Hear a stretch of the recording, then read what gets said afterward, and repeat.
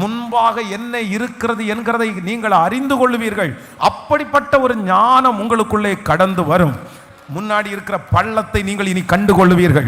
முன்பாக உங்களிடத்தில் நல்லவர்களைப் போல பேசி பின்னாடி உங்களுக்கு விரோதமாய் வஞ்சகம் செய்கிறவர்களை நீங்க வெளிச்சமா கர்த்தர் உங்களுக்கு மாறுறதுனால அந்த வெளிச்சம் அதை காமிச்சு கொடுத்துரும். இனி நீங்கள் அதை காண்பீர்கள். கர்த்தர் அந்த வெளிச்சத்தை உங்கள் மேல் பிரகாசிக்க பண்ண போகிறார்.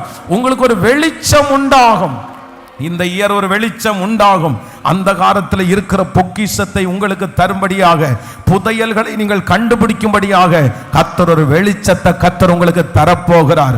ஆமென். மறைவிடத்தில் இருக்கிற சில சம்பாத்தியங்களை நீங்கள் போய் அடைவதற்கு ஆண்டவர் ஒரு வெளிச்சத்தை கர்த்தர் தரப்போறார். இது முழுக்க முழுக்க இந்த வாரம் தீர்க்க தரிசனமான வார்த்தை வெளிப்பட்டு கொண்டிருக்கிறது. Thank you Jesus. மறை பொருளை கண்டுபிடிப்பதற்கு கர்த்தர் ஒரு வெளிச்சத்தை இதோ அனுப்புகிறார். உங்களுக்கு கண்ணுக்கு தெரியாமல் மறைஞ்சிருக்கிற நிறைய காரியத்தை நீங்கள் இந்த வருஷம் வெளிச்சமாய் பார்க்க போகிறீர்கள்.